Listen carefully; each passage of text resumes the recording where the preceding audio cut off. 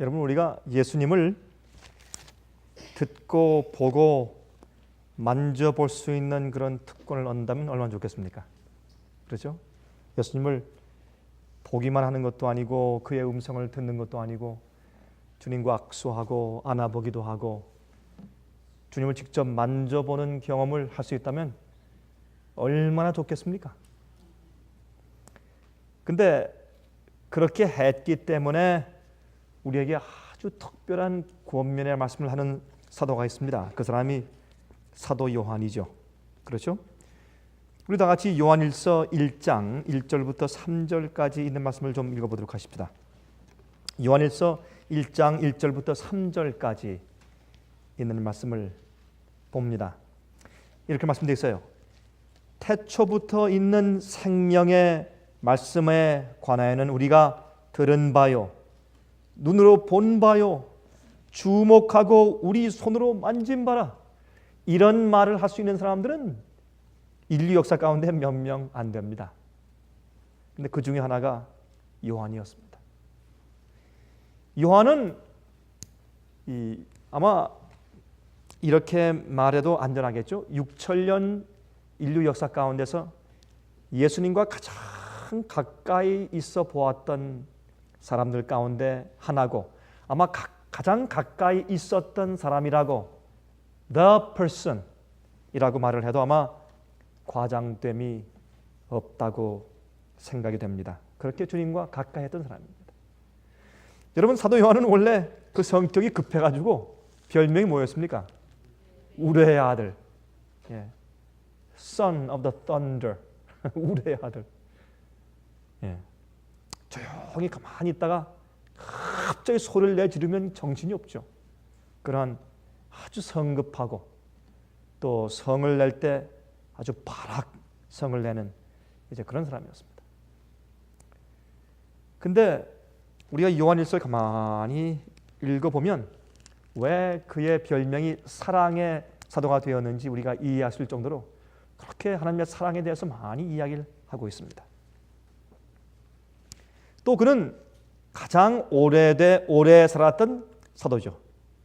하나님께서 그에게 시키실 일이 있기 때문에 이 성경에서 맨 마지막 결론인 요한계시록을 쓰도록 하시기 위해서 특별히 마지막 시대에 살고 있는 주의 백성들과 교회를 위해서 그 마지막 그 위험한 길들을 다 미리 보여주고 또 주의 말씀이 확실한 것과 주의 예언이 확실한 것과 또 주께서 확실히 오실 것과 또 주님께서 어떠하심에 대해서 의심이 없이 믿을 수 있도록 하는 마지막에 요한계시록을 기록하게 하시기 위해서 주님께서 그의 생명을 살려주셨습니다.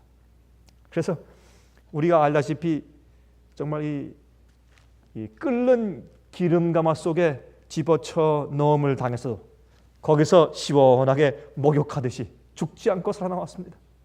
그때 너무나 기가 막힌 로마 군인들이 어찌할 바를 알지 못하고 그를 이제 정치범들을 보내는 수용소인 밤모섬으로 보내었습니다. 밤모섬은 여러분 그 헬라 나라 가까이에 있는 이제 섬이었죠. 이제 그곳으로 유배를 보냈습니다. 거기에서 그가 이제 있으면서 그 계시를 받고 정말 그 지중해에 큰 파도 치는 것을 보면서 또 지중해 옆에 있는 참 용암이 정말 뒤틀어져서 만들어 놓은 바위 같은 건 뾰족뾰족한 바위를 많이 보면서 거기에서 이제 예수님을 그리워하면서 본 계시가 바로 요한계시록인 것을 우리가 아는 것입니다. 그는 이 요한복음을 기록하고 요한일서, 2서, 3서를 기록하고 또한 요한계시록을 기록합니다.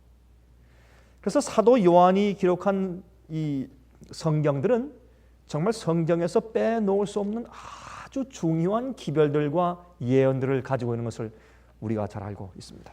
근데 이 요한일서를 가만히 연구해 보면 이 요한일서 가운데서 특별히 우리 마음 가운데 이렇게 적셔서 들어오는 무슨 큰 소리로 울리는 것 같지는 않지만 그러나 조용하면서도 우리 마음 가운데 스며 들어오는 정말 이게 찰싹 이렇게 파도가 치면서 우리 마음을 적시어 오는 듯한 그런 느낌을 주면서 정말 우리 마음 가운데 깊은 감동을 주는 책이 요한1서, 요한2서, 요한3서입니다. 아주 단순하고 간단하지만은 그러나 하나님의 사랑과 우리의 사랑에 대해서 우리의 마음과 하나님 마음을 연결시키는 그런 감동적인 말씀을 여기에 기록하고 있습니다. 그런데 특별히 요한일서는 이 5장으로 기록되어 있는데 이 요한일서 5장 가운데서 말이죠.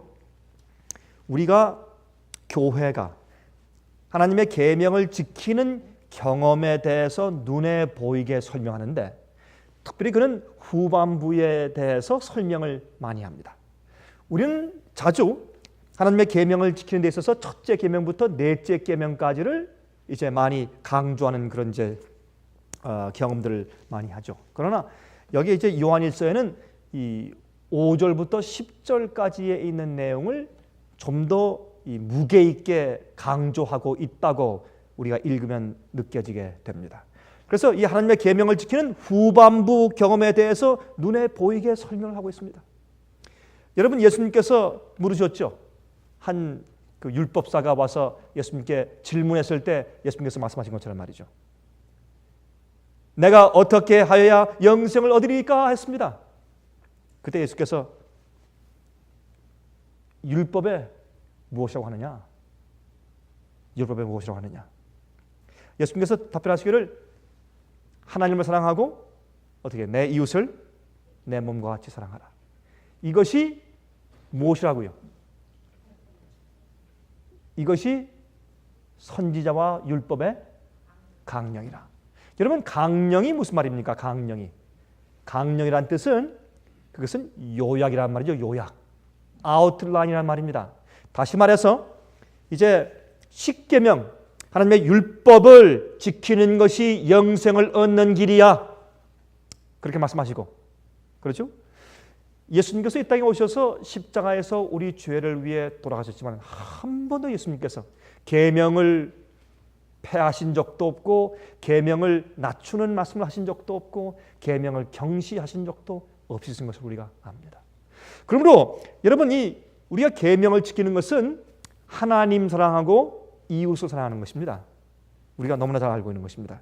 예수께서 그래서 바로 온 마음과 뜻과 정성과 목숨과 힘을 다하여 주 너희 하나님을 사랑하고 또한 내 이웃을 내 몸과 같이 사랑하라. 이것이 선지자와 율법의 요약이라. 그게 전부라. 그렇게 말씀했습니다. 바로 이 사실을 우리가 알지만 우리가 하나님을 사랑하는 면에 대해서 많이 강조합니다. 왜요? 그것은 하나님을 사랑하는 면이 있지 않으면 우리가 이웃을 우리의 몸처럼 사랑할 수가 없습니다. 다시 말해서 하나님께서 우리를 사랑하신 것을 우리가 이해하고 하나님께로부터 오는 사랑을 받지 않으면 우리가 남을 사랑할 수 있는 순수한 사랑이 생기지 않습니다. 우리 인간의 마음 속에 있는 이 사랑은 사실은 모두 다가 100%가 이기적입니다. 우리 인간의 마음속에서는 순수한 사랑이 자발적으로 흘러나올 수가 없습니다. 그것은 예수님께로부터 오는 사랑이 우리 마음 가운데 흘러 넘쳐서 나오는 사랑이어야지만 우리가 이웃을 우리 몸처럼 사랑할 수 있는 것을 우리가 너무나 사랑합니다. 그것이 구원이고 그것이 의입니다. 그런데 이제 그것을 이제 우리가 알지만 우리가 많은 경우에 계명을 지키는 경험을 이야기할 때 하나님에 대한 사랑을 많이 강조하고 이웃에 대한 사랑에 대해서 덜 강조할 가능성이 많습니다. 왜요? 하나님을 사랑한다는 얘기는 우리 마음속에 있는 경험들이기 때문에 잘 안 보입니다. 또 우리의 예배와 연금과 기도 등등을 통해서 종교 예식을 통해서 우리가 하나님을 사랑하는 것처럼 보일 수 있는 방법들이 꽤 많이 있습니다. 그러나 우리가 이웃을 내 몸처럼 사랑하는 그 계명을 지키기 위해서는 상당히 많은 희생이 필요합니다. 우리의 시간의 희생과 우리의 노력의 희생과 우리의 정서의 희생과 우리의 많은 희생이 필요합니다. 그러므로 또 우리가 많은 경우에 그렇게 하는 일에 있어서 실패하기 때문에 그런 면을 강조하기를 상당히 꺼려하는 것도 사실입니다. 그러나 요한 1서를 공부하면 요한일서 1장부터 5장까지 그 예수님의 계명을 지키는 부분에 있어서 후반부에 대해서 내 이웃을 내 몸처럼 사랑하라 라는 그 말씀을 아주 깊이 강조하고 있습니다. 심지어 말하기를 너희가 첫 번째부터 네 번째까지 하나님을 온 마음과 뜻과 정성과 힘을 다해서 목숨을 다해서 다 사랑한다고 말하는 사람이 내 이웃을 사랑치 아니하면 너는 거짓말하는 자라 그랬습니다. 그렇게 강력하게 강조하는 성경이 요한일서입니다. 우리 읽어보십시다. 1장 1절 읽었죠? 2절. 이 생명이 나타내신 바 된지라. 이 영원한 생명을 우리가 보았고 증거하여 너에게 전하노니 이는 아버지와 함께 계시다가 우리에게 나타내신 바 된 자니라. 우리가 보고 들은 바를 너에게 또 전함은 너희로 우리와 사귐이 있게 하려 함이니 우리의 사귐은 아버지와 그 아들 예수 그리스도와 함께 함이라 그랬습니다. 그래서 사실은 이 내가 전하는 예수는 그냥 듣기만 한 예수가 아니고 내가 만져보고 같이 살아보고 같이 들어보고 내가 직접 주목해보고 같이 지내본 예수. 하나님 아버지와 동등됨을 취할 것으로 여기지 아니하시고 종의 형상을 취하시고 이 땅에 오셔서 우리와 함께 거하시던 그분. 내가 그분을 너희한테 설명해 준다 그렇게 말하고 있는 것입니다. 그래서 우리의 사귐은 하나님 아버지와의 사귐인데 예수 그리스도를 통해서 사귀는 것이라고 지금 설명하고 있습니다. 2장 3절부터 읽어보십시다. 우리가 그의 계명을 지키면 이로써 우리가 저를 아는 줄로 알 것이요. 이제 계명을 지키는 일에 대해서 강조하고 있습니다. 4절. 저를 아노라 하고 그의 계명을 지키지 아니하는 자는 거짓말하는 자요 진리가 그 속에 있지 아니하되. 우리가 이 면을 하나님을 사랑하는 첫째부터 네 번째 계명, 나 이외에 다른 신을 내게 두지 말지니라.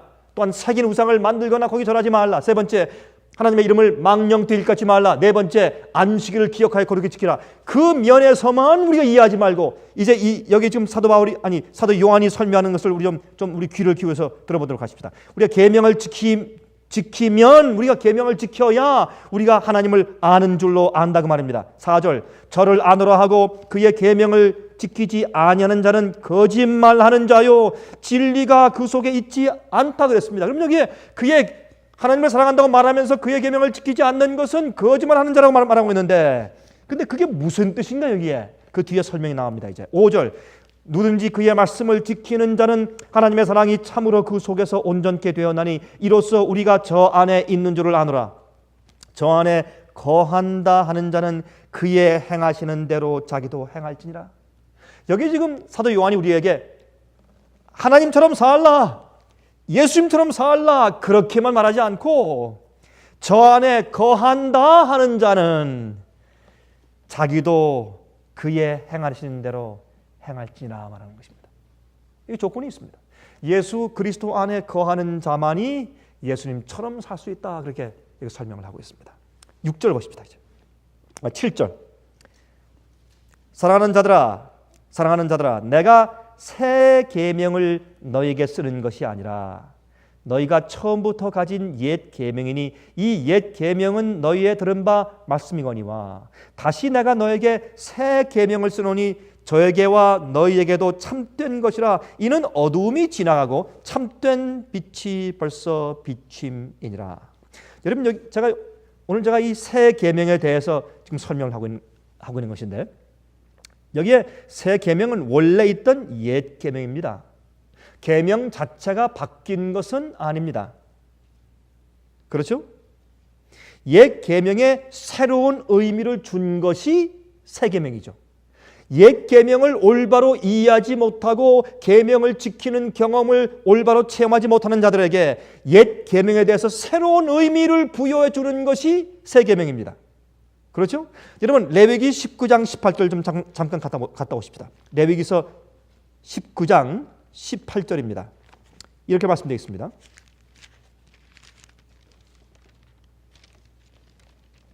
원수를 갚지 말며 동포를 원망하지 말며 이웃 사랑하기를 어떻게 해요? 내 몸과 같이 하라. 나는 여호와니라. 이미 내 이웃을 내 몸과 같이 사랑하라 하는 말씀은 이미 구약시대에 이미 주어지셨던 명령이고 말씀입니다. 여러분 하나님을 사랑하되 온 마음과 뜻과 정성을 다해 사랑하고 그 말씀은 신명기 6장 5절에 있어요. 또 내 이웃을 내 몸같이 사랑하라는 말씀은 이미 구약성경의 레위기에 있습니다. 그러므로 예수께서 계명을 지키라. 계명을 지키는 것이 영생인데 그것은 온 마음과 뜻과 정성과 목숨과 힘을 다하여 주 너희 하나님을 사랑하고 또한 내 이웃을 내 몸과 같이 사랑할 것이니라. 이것이 선자와 율법의 강렬을 하신 말씀은 예수님께서 오셔서 새 계명을 주신 것이 아닙니다. 옛날에 이미 모세에 의해서 옛날에 이스라엘 백성들 주신 옛 계명 가운데 이미 다 들어있습니다. 그것을 그들이 경험하지 못하고 성령으로 거듭나지 못하기 때문에 그 계명을 지키는 것을 체험하지 못하는 사람들에게 옛 계명에게 새로운 의미를 주는 것이 새 계명이었습니다. 여러분, 음악 지휘자가 바뀌면 음악이 사실 죽어있던 음악이 살아나지 않습니까? 그렇죠? 마찬가지입니다. 여러분, 옛날의 랍비들의 가르침은 하나님은 죄인을 멸시하신다. 죄인 한 사람이 땅에서 말살되면 하늘에 기쁨이 있다. 그렇게 가르쳤습니다. 여러분, 이해가 안 되죠? 그것이 사실 옛날 예수님께서 이 땅에 사실 당시에 랍비들의 가르침이었습니다. 그때 예수께서 말씀하시기를 아니다. 죄인 하나가 회개하고 돌아오면 하늘에 기쁨이 있다 그랬어요. 또 랍비들은 율법을 지키지 않는 자들은 형제가 아니라 그랬습니다. 그러나 예수께서는 장기와 세리들을 자기의 친구라고 사귀셨습니다. 그들과 함께 같이 잡수셨습니다. 그들에게 복음을 전했습니다. 그러므로 정죄치 않으시는 사랑 때문에 소망이 생겼고, 사랑은 남들을 이해하는 데부터 시작된다고 예수께서 당신의 생애로 보여주셨습니다. 그러므로 사실은 이 계명을 지킨다고 하는 것이 부모를 순종하라, 살인하지 말라, 간음하지 말라, 도둑질하지 말라, 거짓 증거하지 말라, 탐내지 말라, 이러한 우리 이웃과 이웃 사이의 계명들을 예수께서 말씀하신 그 계명들이 무엇인지를 예수께서 이 땅에 오셔서 생애로 보여주셨습니다. 그러므로 예수님의 산 생애는 새 계명이었습니다. 그것이 하나님을 어떻게 온 마음을 다해 사랑하며, 다시 말해서 인간의 계명과 사람의 말과 사람의 이야기와 하나님의 계명이 충돌될 때, 상충될 때, 그때 목숨을 바쳐가면서까지 하나님 아버지의 뜻을 받드는 것이 계명을 지키는 정신입니다.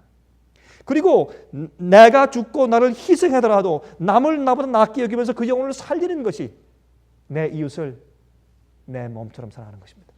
그것은 예수 그리스도 생의 그 본질을 말하고 있는 것을 우리가 알고 있습니다. 바로 그것을 지금 여기 요한 1서에서 요한이 지금 설명하고 있습니다. 우리가 그의 계명을 지킨다고 말하면서 예수께서, 예수의 영이, 예수의 정신이, 예수님의 사랑이 내 속에 있지 아니하면 우리는 새 계명을 지키는 사람들이 아니고 우리는 거짓말하는 자라라고 그는 고소하고 있습니다. 이건 어떤 때 우리가 사실 받기 좀 어려운 이야기입니다.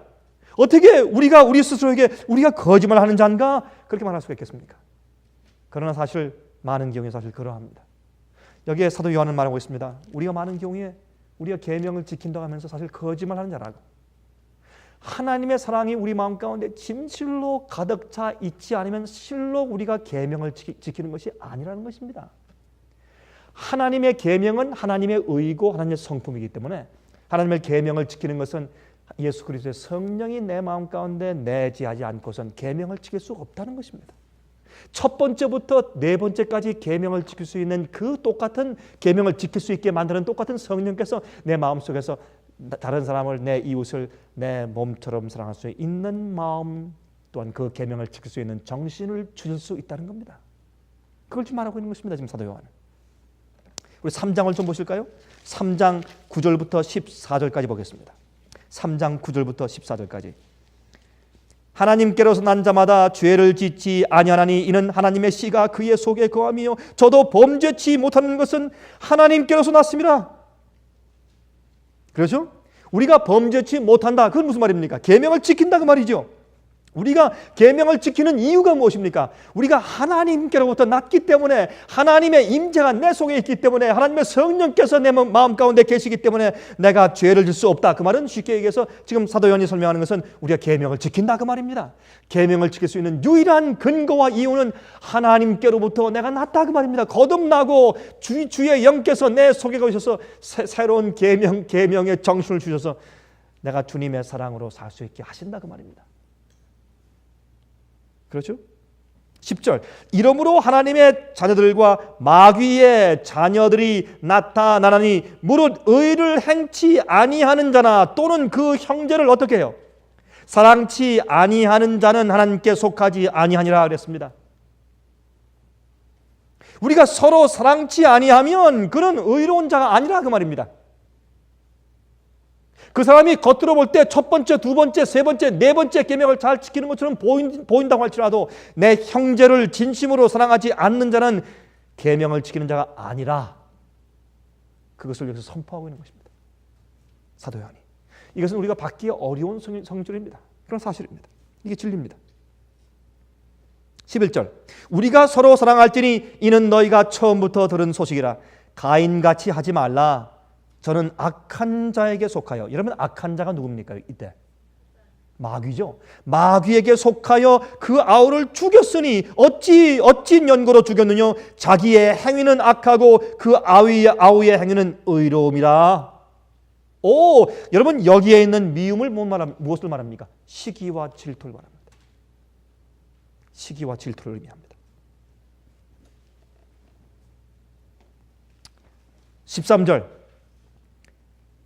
형제들아 세상이 너희를 미워하거든 이상히 여기지 말라. 우리가 형제를 사랑함으로 사망에서 옮겨 생명으로 들어간 줄을 알거니와 사랑치 아니하는 자는 사망에 거하느니라 그랬습니다. 그 형제를 미워하는 자마다 살인하는 자마다 영생이 그 속에 거하지 아니하는 것을 너희가 아는 바라. 아주 중요한 설명을 여기서 지금 하고 있죠. 4장 보십시다. 4장 7절부터. 우리의 찬송을 부를 때 우리 자주 부르는 그 내용이 이 속에 들어있습니다. 4장 7절부터 읽겠습니다. 사랑하는 자들아 우리가 서로 사랑하자. 사랑은 누구에게?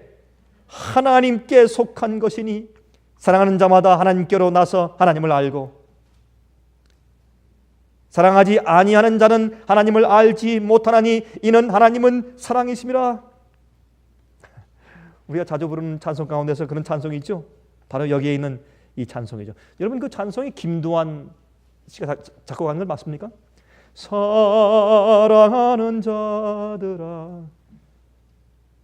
우리가 서로 사랑하자. 그런 찬송이죠.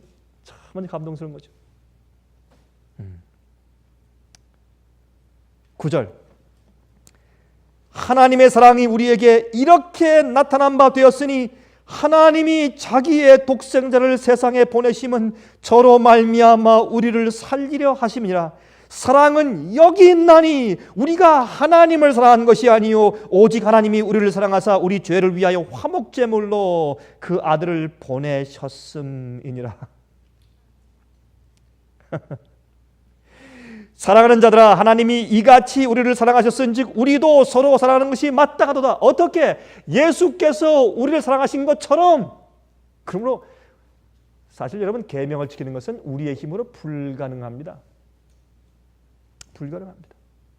마지막 시대 요한계시록 14장에 성도의 인내가 여기 있나니 저들은 하나님의 계명과 예수 믿음을 지키는 자니라. 그 마지막 교회, 마지막 백성들의 그 특성은 하나님의 계명을 지키는 것이라고 성경은 설명하는데 그것은 우리 힘이 아닙니다. 그것은 그리스도인들의 힘이 아닙니다. 성령이 충만한 힘이고 예수의 믿음의 힘이고 예수께서 그 마음 가운데 거하시는 하나님과 함께하는 성품이지 그것 이외에 우리의 노력과 힘으로 하나님의 계명은 지킬 수가 없습니다. 여기 있는 말씀은 사랑은 여기에 있다. 우리 마음속에서 우리가 사랑하는 인간의 사랑 그거 말고 사랑은 여기 있으니 하나님이 우리를 사랑하신 것 아들 예수 그리스도를 보내신 것 예수께서 이 땅에 오셔서 우리를 위해서 십자가 돌아가신 것 그것이 사랑이야. 우리도 그런 사랑을 좀 해보자. 그렇게 해서 사랑의 개념을 좀 설명하는 것입니다. 여긴 에로스의 인간의 남녀 간의 사랑도 아니고 그저 인간의 우정 정도의 필레오 사랑도 아닙니다. 이것은 아가페 사랑을 말합니다. 하나님께서 조건 없이 사랑하시는 사랑을 말합니다. 그것이 그런 사랑은 우리 마음 가운데 사실 없습니다. 우리 솔직히 인정합시다. 그런 사랑은 우리 마음 가운데 없습니다. 우리가 예수님의 그 희생과 은혜를 가만히 명상할 때 우리의 마음씨 좁음, 그렇죠? 우리의 교만, 우리의 시기심, 우리의 이기심, 우리의 좁아 터진 마음, 우리의 싸우는 마음 말이죠. 우리의 못된 성질들이 그렇게 미워지고 답답하고 가슴이 무너내려앉고 내가 저 영혼을 그렇게 사랑하지 못하는가 하는 마음 때문에 마음이 아프고 그렇죠? 눈물이 흐르고 주 앞에 무릎 꿇게 되고 기도하게 되고 주의 성령을 달라고 말하게 되고 그렇게 되는 것입니다. 그래서 예수님께로부터 오는 사랑만이 우리 마음 가운데 남을 사랑할 수 있게 하는 그런 원동력이 된다고 말입니다. 그걸 좀 강조하는 것이죠. 사랑은 바로 여기에 있다. 우리 인간의 사랑의 예가 아닙니다. 다니엘 침례 요한이 아니에요. 에녹도 이게 설명하지 않았어요. 예수님이 사랑의 모범이에요. 여기 보니까 우리도 그렇게 좀 사랑해 보자, 그렇게 설명하는 것입니다. 16절, 하나님이 우리를 사랑하시는 사랑을 우리가 알고 믿었노니 하나님은 사랑이시라. 사랑 안에 거하는 자는 하나님 안에 거하고 하나님도 그 안에 거하시느니라. 이로써 사랑이 우리에게 온전히 이룬 것은 우리로 심판날에 담대함을 가지게 하려니니 주의 어떠하심과 같이 우리도 세상에서 그러하니라. 예수님의 사랑이 우리 마음 가운데 가득 차면 우리 마음 가운데 두려움이 없습니다. 우리가 온전해질 수 있습니다. 19절, 우리가 사랑함은 그가 먼저 우리를 사랑하셨습니다. 누구든지 하나님을 사랑하노라 하고 그 형제를 미워하면 이는 어떻게 하는 자입니까? 거짓말하는 자니 보는 바 그 형제를 사랑하지 아니하는 자가 보지 못하는 바 하나님을 사랑할 수가 없느니라. 우리가 이 계명을 주께 받았나니 하나님을 사랑하는 자는 또한 그 형제를 사랑할지니라.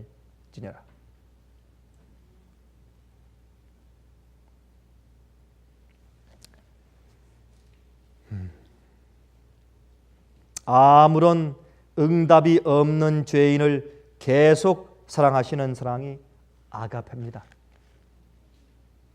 우리가 남에게 사랑을 줄 때 사랑에 대한 리턴을 기대하지 말고, 그 사랑에 대한 보상을 기대하지 말고 줄곧 사랑해 줄 수가 있어야 합니다. 여러분, 그 사랑은 곧 우리의 이 감정적인 부분만 말하는 것이 아닙니다.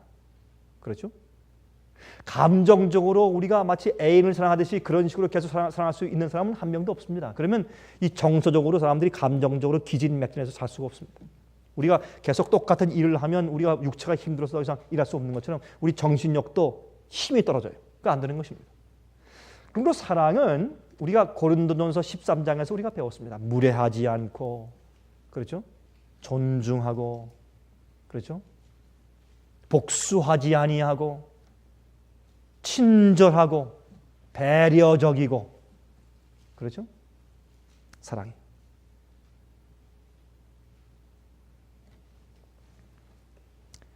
한 번 말입니다.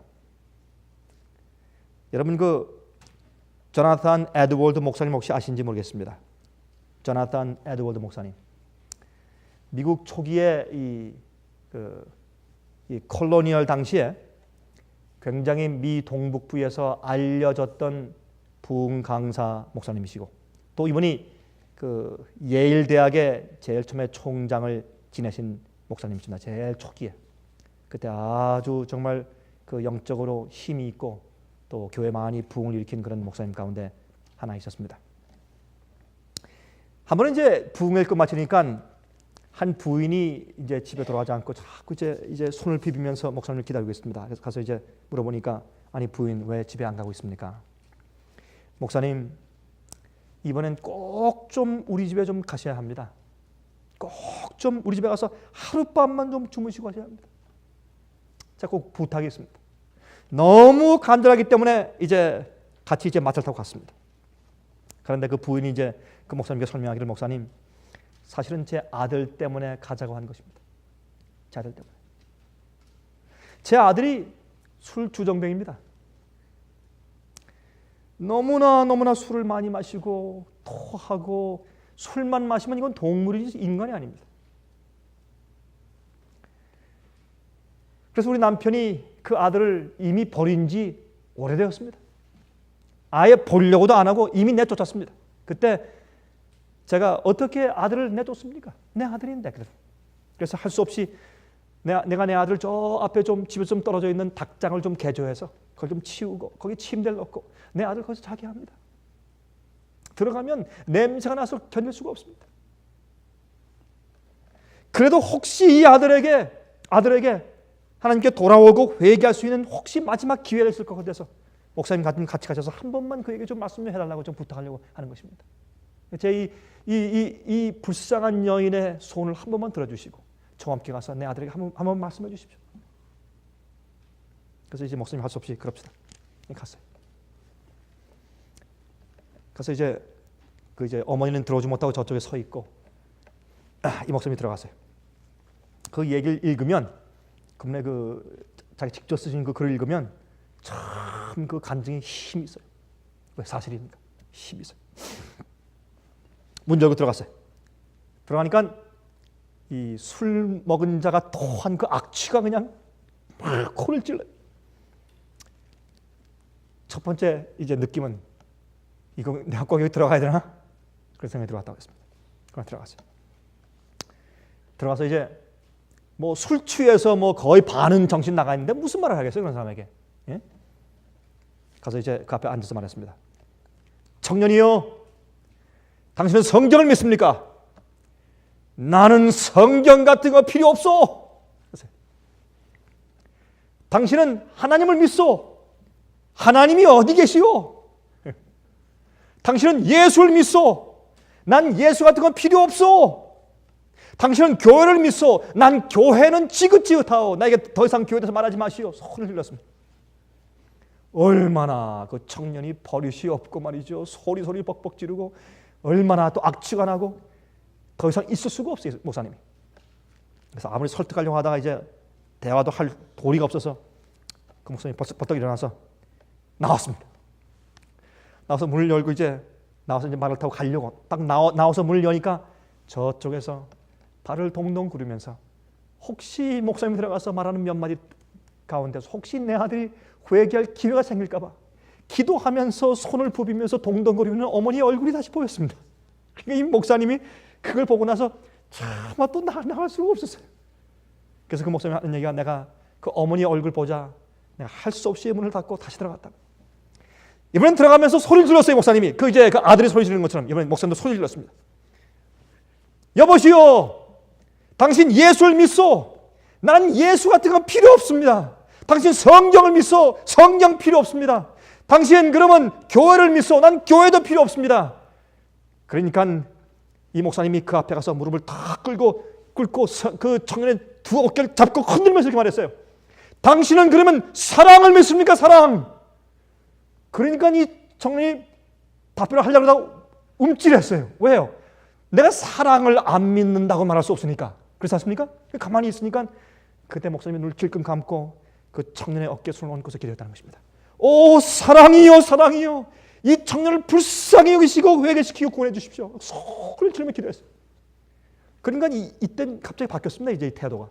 이 청년이 갑자기 놀래서 목사님의 어깨를 흔들면서 여보시오 여보시오, 사랑이 누구보다 당신이 어떻게 사랑에 대해서 사랑이 어디에 있어?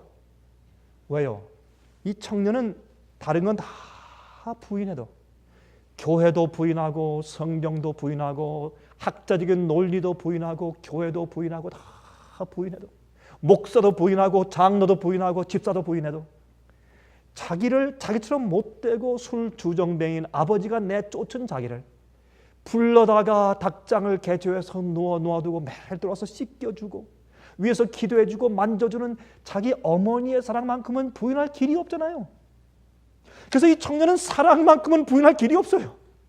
그럼 사랑이요 사랑이요 기도하니까 그분이 누굽니까? 그때 목사님이 그분의 이름이 예수 그리스도요. 그분의 이름이 예수 그리스도요. 그 얘기를 듣고 그때부터 그 청년의 마음이 열렸습니다. 회개하고 그가 교회에 나오게 됐다는 그런 간증을 그 목사님이 쓴 것을 제가 읽었습니다. 여러분, 많은 경우에 교회 안에서나 교회 밖에서나 우리의 논리와 우리의 교리와 성경 가르침과 모든 것들이 통하지 않을 때가 많습니다. 특별히 오늘날 현대인들에게 그렇습니다. 그럴 때 통하는 것은 하나님께서 내 속에 내재하시는 5제부터 10제까지 계명을 지키는 우리의 품성입니다. 그것은 통합니다. 남들이 그걸 보면 부인할 길이 없습니다. 아, 저건 하나님입니다. 또 하나님께서 저 사람 가운데 살아계시구나. 그걸 부인할 자가 없는 것입니다. 그런 얘기가 있죠. 하늘의 별들을 보기 위해서는 망원경을 통해서 보고 천체 망원경을 통해서 보고 하늘은 무엇을 통해서 본대요? 예? 눈물의 렌즈를 통해서 본대요. 하늘은. 눈물을 많이 흘려야 하늘이 보인대요. 근데 여러분, 예수님과 진리는 무엇을 통해서 볼 수 있는 줄 아십니까? 사랑의 렌즈를 통해서만 볼 수 있다는 겁니다. 여기에 지금 사도 요한은 우리에게 그것을 강조하고 가르쳐 주고 있는 것입니다. 많은 경우에 우리가 첫째부터 넷째 계명만 강조하려고 애쓸 때 사도 요한은 그게 아니라는 겁니다. 우리가 하나님을 사랑한다고 하면서, 우리가 계명을 지킨다고 하면서, 하나님을 안다고 하면서 형제를 미워하는 자는 거짓말한 자라고 성경은 우리를 정죄하고 있습니다. 그렇죠? 그러므로 요한복음에 예수께서 말씀하기를 너희가 서로 사랑하면 세상이 너희가 내 제자인 것을 알 것이라고 했습니다. 그렇죠? 우리가 주의 계명을 다 지키면, 첫째부터 열째까지 다 지킬 때 세상이 우리를 보고 어떻게 해요? 예수님의 제자인 것을 아는 것입니다. 마지막 시대 짐승의 표의 환란이 올 때, 하나님의 계명을 지키는 것이 이슈로 핍박이 올 때, 그때 첫 번째부터 네 번째까지의 계명을 지키는 사람들만이 아니라 그들은 다섯째부터 열째까지의 계명을 지키는 품성도 그들 속에 있기 때문에 하나님의 계명을 지키는 자들로 서게 된다고 말입니다.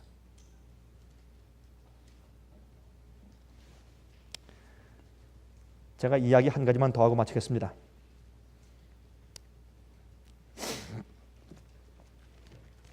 한 번은 제가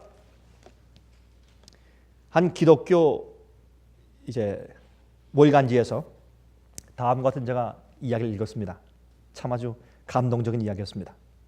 이 이야기를 쓴 사람은 그 본인의 간증을 한 것인데, 그 사람의 이름이 보야 비트로비치라는 사람인데, 이 사람은 루마니아에서 온 그리스도인인데 미국에 와서 산 지가 꽤 오래된 사람이었습니다. 근데 그 사람이 이제 간증을 했는데 참 재미있는 이야기를 썼어요. 자기가 한 번은, 이 사람은 그 건축업자입니다. 집을 짓는 건축업자예요. 그래서 한 번은 플로리다 주에 있는 사라소타라고 하는 그런 도시에서 한 식당에서, 고급 식당에서 자기가 같이 일하는 사람과 세 사람이, 자기와 함께 세 사람이 만나서 의논을 하고 있는 그런 중이었습니다. 식사하면서 한 사람의 이름은 짐인데, 짐은 지붕 재료를 파는 세일즈맨이었습니다. 또 두 번째 사람은 밥입니다. 그 밥은 청부업자였습니다. 또 보야와 함께 세 사람이 같이 모여서 식사하면서 사업을 논의하고 있는 중인데, 우연히 짐과 밥이 자기가 왜 교회에 다니고 있지 않는지에 대해서 설명하는 얘기를 했습니다. 내가 왜 교회 안 나가는가 하는 것을 말하기 시작하고, 그때 또 밥도 얘기하고, 그때 마지막으로 보야가 나는 왜 계속해서 지금 내가 지금 교회를 다니고 있는가 하는 이유에 대해서 말하게 되었습니다. 짐이라는 사람이 이렇게 말했습니다. 짐이, 나는 내가 어릴 때 어머니가, 내가 그렇게 피곤해 죽겠는데 어머니가 교회 부흥회가 일주일 내내 있는데 그 부흥회에 참석하지 않으면 안 된다고, 내가 공부할 것도 많고 눈도 아프고 피곤해 죽겠는데 안 돼, 교회 가야 돼. 교회 안 가면 큰일 나는 것처럼 붙들고 왔습니다. 그것은 굉장히 좋은 일이지만, 그러나 굉장히 아마 강요를 많이 했던 것 같습니다. 그 의도는 좋지만. 그래서 교회 가서 앉혀놓고, 옆에 앉혀놓고 졸면 꼬집고, 교회 안 가면 안 된다고 붙들어 앉혀놓고 말이죠. 강요를 많이 했다래요. 그렇게 하기 때문에 한 번은 너무나 피곤해서, 엄마 나 오늘 집에 조금 자면 안 돼요? 안 돼, 가자. 그날 밤에 교회 가서 설교 들으면서 마음 가운데 그 짐이 느끼기를, 내가 18살만 되면 내가 다시는 어머니의 교회를 내가 절대로 안 나오겠다 결심을 했다 그래요. 그래서 18살 된 다음부터 교회를 안 나갔다고 그렇게 간증을 했습니다. 그건 간증이라고 해도 될런지 하여튼 짐이 그렇게 말을 했어요. 자기가 교회를 안 나오는 이유를 설명을 했습니다.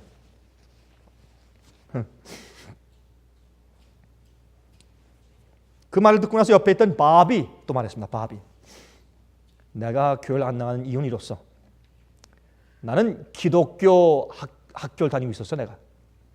내가 중학교 때인데 성경 시간에 성경 선생님이 말하기를, 요나가 바다의 큰 고래 뱃속에 들어가서 3일 동안 있었다고. 근데 바로 그 전 시간에 생물학 시간에 배우기를, 고래의 목구멍은 사실 크지 않다고 한 5인치밖에 안 되는데 어떻게 고래의 그 목구멍 속으로 사람이 들어갈 수 있느냐? 그건 불가능하다. 그래서 성경은 이건 하나의 신화지 이건 진짜가 아니라 그런 마음이 들어가서 질문했대요. 아니 조금 우리가 바로 전 시간에 생물학 시간에 배우니까 고래의 목구멍은 한 5인치밖에 안 되는데 그 속에 사람이 어떻게 들어갑니까? 나는 안 믿겠습니다. 그러니까 성경 선생님이 나오라 그래놓고 막 뺨을 막 때리면서 야단쳐가지고 얼마나 무한을 당했는지 성경 안 믿는다고 무한을 당해가지고 그 다음부터 나와서 이제 그 시간 끝난 다음에 내가 크면 내가 절대로 이런 교회 안 나온다. 그 다음부터 내가 약속을 지켜서 지금까지 교회를 안 나간다고 이렇게 말을 했습니다. 이런 그런데요. 여러분의 상식으로 제가 알려드리겠습니다. 고래 가운데 이 사람을 자기 뱃속에 잡아먹어서 사람 고래 속에 뱃속에 들어가 사람이 날 수 있는 그런 종류 한 종류인데 그것은 청고래입니다. 청고래는 목구멍이 큽니다. 여러분 지금부터 한 40년 전에 하와이 근처에서 배를 잡던 어부들 가운데 한 사람이 물에 빠져가지고 청고래 뱃속에 들어갔다가 살아나온 경험이 옛날에 있었습니다. 그러므로 이 청고래 그 목구멍은 큽니다. 우리 그 상식적으로 이제 알면 좋겠습니다. 그 얘기를 다 듣고 나서 이 보야가 이런 마음을 가졌습니다. 이들이 나의 교회, 내 백성, 나의 형제들에 대해서 말하고 있구나 하고 마음 가운데 아프게 생각을 했습니다. 그 다음에 이제 그가 이제 감정할 차례가 되었습니다. 여보게들 짐 봐. 근데 나는 아직까지 내가 교회에 계속 다니고 있네. 그 이유가 있네. 내가 설명해 줄게. 설명했습니다. 이 보야가 어릴 때 말이죠. 이제 고등학생 때 그 어머니가 기독교 학교에 보내기 위해서 루마니아에서 멀리 좀 집에서 좀 떨어진 곳에 하숙을 좀 가서 치는 데 가서 좀 있으면서 학교를 다니게 이렇게 해주었습니다. 그래서 그 아이들을 이제 하숙을 치게 하고 또 기독교 학교에 보내기 위해서 아주 어머니 아버지가 참 땀을 흘리며 일을 많이 했다. 특별히 이 건초를 비는 일을 많이 했답니다. 한 번은 이제 어머니와 아버지가 이제 보내준 돈을 가지고 이제 교회 가지 않습니까? 교회 가면서 이제 이 돈들은 얼마큼은 떼어서 꼭 교회 가서 꼭 연금으로 드리고 얼마는 학비를 쓰고 얼마는 이제 너희 잡비를 쓰고 얼마는 또 하숙비를 내고 이제 그 있지 않습니까? 그래서 이제 어머니와 아버지 말씀대로 이제 교회 연금할 돈을 갖다 이제 가지고 동전을 갖다가 자꾸 던졌다 받으면서 이제 장난을 치면서 지금 교회를 가고 있는 중입니다. 근데 교회 가고 있는데 갑자기 오른쪽에서 막 음악 소리가 막 들려왔어요. 자기 동생과 함께 이 보야가 자기 동생과 함께 지금 교회를 가고 있는 중인데 오른쪽에서 이제 음악이 들리는 겁니다. 그래서 이제 뭔가 해서 가서 봤더니 서커스 단이 왔어요. 서커스 단이. 여러분 옛날에 그 서커스 단 한국에 온 것도 기억하십니까? 서커스 단이 와가지고 천막을 치고 서커스를 하고 있는데 막 앞에서 그냥 나팔을 불고 막 난립니다. 오라고 좀 초청하더라고. 그때 이제 남녀노소 할 것 없이 아이들까지 전부 그들 몰려가서 지금 들어가고 있습니다. 그때 이 보야의 마음 가운데 그 서커스 구경하고 싶은 생각이 그냥 가득 들어왔습니다. 그래서 동생에게 야 가서 우리 구경하자. 형 돈 없어. 이거 있잖아. 연금 납부 이거 있잖아. 이거. 안 돼. 그거 엄마 아빠 알면 큰일 나. 이 동생은 그래도 좀 착실했는지 거절했습니다. 그래 그럼 너 혼자 가. 그냥 형 동생 가라고 해놓고 이제 보야가 이제 혼자 갔습니다. 혼자 가서 이제 그 연금 내는 돈을 가지고 표를 사가지고 들어갔습니다. 들어가서 혹시 남이 볼까봐 교회 가기 위해서 지나가는 교인들이 볼까봐 제일 앞에 가서 지금 거기서 앉아서 지금 구경하고 있습니다. 한참을 재밌게 좀 구경을 하고 있는데 뒤에서 익숙한 목소리의 음성이 들립니다. 뭐야? 야 이거 내가 좀 꿈을 꾸나 이게 생시인가? 뭐야? 이상해서 얼핏 돌아보니까 저 뒤에 입구에서 어떤 사람이 손을 흔들고 있는 걸 보니까 자기 어머니예요.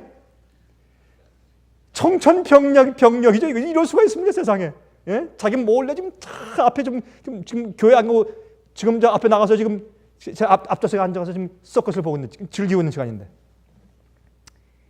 화가 났습니다. 그래서 이제 못 들은 척하고 탁 앉아서 가만히 있었습니다. 또 소리가 들렸습니다. 보야! 가만히 있었습니다. 또 보야! 한참 부른 다음에 벌떡 일어나서 나갔습니다. 나가서 그냥 이 속에서 불이 나오는 것처럼 어머니한테 이제 어머니의 그 얼굴에 대고 쏘아댑니다. 지금 마음 가운데 죄책감이 많으면 화가 더 나오죠, 그렇죠? 우리 다 경험해봤죠, 옛날에. 어머니를 향해서 지금 말했습니다. 도대체 날더러 어떻게 하란 말이에요? 이제 이렇게 말했습니다. 제가 읽어볼게요. 화산이 폭발하듯이 나는 어머니를 향해서 소리쳤지. 나는 짐과 밥을 향해서 물었다. 그때 내 엄마가 내게 어떻게 했는지 알겠나? 부드럽고 온유한 목소리로 내게 이렇게 말씀했다네. 내 아들아, 지난 금요일 날 내 아버지와 나는 농장 일이 너무나 바쁘다 보니 내게 음식을 가져오지 못했지 않았겠니? 그래서 오늘 온 거야. 너희가 먹을 음식은 하숙집에 놓고 왔어. 그리고 너희를 보려고 교회로 갔더니 내 동생만 있더구나. 실은 내 동생에게 돈을 좀 주고 보야 너에게도 잡비를 좀 주려고 이렇게 찾아온 거야.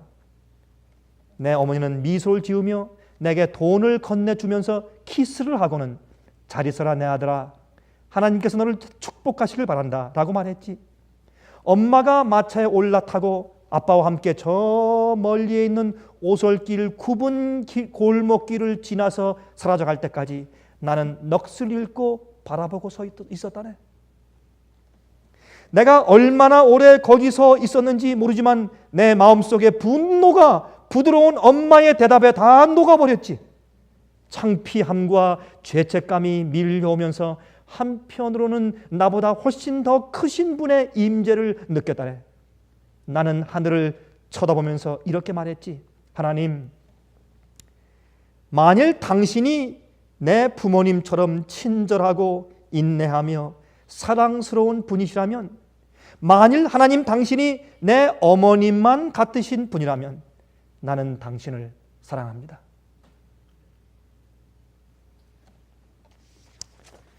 우리가 많은 경우에 전도하는 일에 실패합니다. 남들에게 예수님에 대해서 보여주는 일에 실패하죠. 많은 경우에 우리가 하나님이 우리를 먼저 어떻게 사랑하시는지를 잘 몰라서 그렇습니다. 그래서 우리가 하나님을 사랑하면 우리가 남을 사랑할 수 있다는 겁니다. 하나님이 우리를 사랑하신 것이 어떠한 사랑인가 좀 보라, 그렇게 설명해요. 그것을 이해하는 자만이 계명을 지키는 사람이 됩니다. 여러분, 전반부뿐만 아니라 계명의 후반부까지 지키는 사람 되시기를 간절히 바랍니다.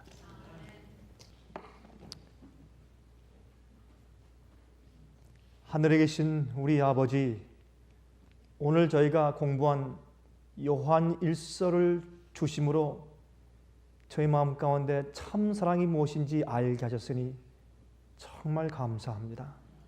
주의 계명을 지키는 그 본질의 의미를 다시 한번 상기케 해주심을 참 감사합니다. 주님, 우리 다시 이날 주 앞에 고백합니다. 우리 속에 하나님의 아가페 사랑이 없습니다. 아무 반응이 없는 사람에게 계속해서 끊임없이 사랑해주는 그런 하나님의 사랑의 정신이 저에겐 없습니다. 그러므로 우리가 위로부터 받는 방법밖에 없사오니 주님 약속하신 성령을 저희 마음속에 부어주시고 회개하는 저희 심령을 간합해 주심으로 주여 계명 지키는 백성으로 만들어 주시길 기도합니다. 우리 마음속에 죄를 씻어 주시되 죄의 성질과 정신까지 씻어 주셔서 예수의 성품이 우리 속에 아로 새겨질 수 있도록 도와주시옵소서. 주님께서 우리를 먼저 사랑해 주셨습니다. 우리가 먼저 사랑하는 것이 아닙니다. 그것을 보고 배워 알아야 우리도 남을 사랑할 수 있는 것을 다시 우리가 깨닫게 되었습니다. 아버지시여, 우리 마음속에 온 마음을 다해서 하나님 사랑하되 내 이웃 사랑하는 자가 될 수 있게 하시고, 그러한 우리의 삶과 품성 때문에 우리의 증거가 확실해지게 하시며 남들이 우리를 볼 때 하나님의 제자들인 것을 보아 알 수 있도록 축복하여 주시옵소서. 살아계신 예수 그리스도의 거룩하신 이름을 받들어서 간절하게 기도합니다.